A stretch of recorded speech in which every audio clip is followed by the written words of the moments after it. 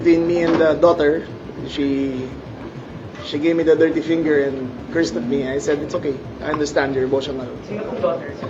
I don't know which one. I don't know. But I said it was nothing personal. Nag-emotion lahat. Matinding eksena ang sumalubong sa pag-aresto kay Senador Jinggoy Estrada matapos ibunyag ni DILG Secretary John Vic Remulla na nakaranas umano siya ng pagmumura at dirty finger mula sa isa sa mga anak ng senador. Ang insidenteng ito ay naganap habang isinasagawa ang pag-aresto kay Estrada noong June 1, bagay na agad naging usap-usapan dahil sa tensyon at emosyon na bumalot sa buong pangyayari.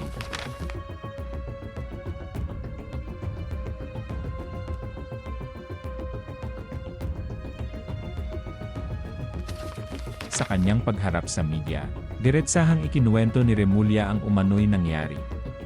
Ayon sa kanya, nagkaroon sila ng bahagyang kumprontasyon ng anak ng senador. Sa gitna ng mainit na sitwasyon, nakatikim umano siya ng mura at dirty finger. Gayunpaman, sa halip na gumanti o magalit, sinabi niyang naiintindihan niya ang matinding emosyon na nararamdaman ng anak ni Estrada dahil sa mga pangyayari. Between me and the daughter, she gave me the dirty finger and cursed at me. I said, it's okay. I understand your emotional. Sino pong daughter, sir? I don't know which one. I don't know. But I said it was nothing personal. Nag-emotion lahat. Nilinaw rin ni Remulla na wala siyang personal na galit laban sa pamilya ng senador. Para sa kanya, naging emosyonal lamang ang lahat dahil sa bigat ng sitwasyon. Sinabi pa niyang hindi niya kilala ng personal ang anak ni Estrada na sangkot sa insidente, at mas pinili niyang palampasin ang nangyari upang hindi na lalo pang lumaki ang tensyon. Kasabay ng revelasyong ito, nilinaw rin ni Remulla ang isang mahalagang detalye tungkol sa pagdakip kay Estrada.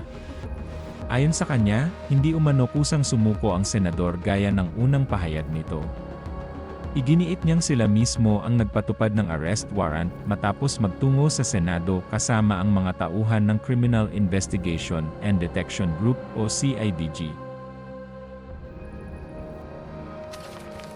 Ang pag-aresto ay isinagawa matapos maglabas ang Sandigan Bayan ng ikalawang arrest warrant laban kay Estrada kaugnay ng kasong plunder na isinampa ng Office of the Ombudsman. Dahil non-bailable ang kaso, agad na kumilos ang mga otoridad upang tiyaking maipatupad ang kautusan ng korte.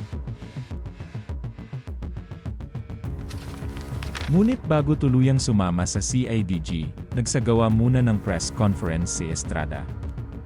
Dito niya ibinahagi na mananatili siyang miyembro ng Senate Majority Bloc sa kabila ng umano'y mga alok na lumipat siya sa minority kapalit ng pagbasura sa kanyang mga kaso. Anya, mas pinili niyang manatiling tapat sa kanyang mga paninindigan, kaysa tanggapin ang anumang kapalit. Mas lalo pang naging palaisipan ang kanyang mga pahayag nang sabihin niyang may mga taong nasa likod ng naturang mga alok. Gayunpaman, tumanggi siyang magbigay ng pangalan sa ngayon. Sa halip, iniwan niya ang publiko sa isang misteryosong pahayag na tila naghahanda sa mas malalaking revelasyon sa mga susunod na araw.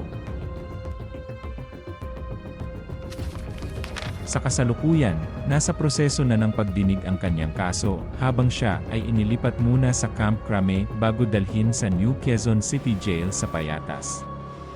Habang patuloy na umuusad ang usaping ito, maraming Pilipino ang nakatutok sa bawat bagong detalye at revelasyon na maaaring tuluyang magbago sa direksyon ng kontrobersyang bumabalot ngayon sa senador. Sa mga aligasyon sa akin, nakahanda akong ipagtanggol ang aking sarili sa hukuman at hindi ako magtatago sa likod ng institusyong ito upang umiwas sa proseso.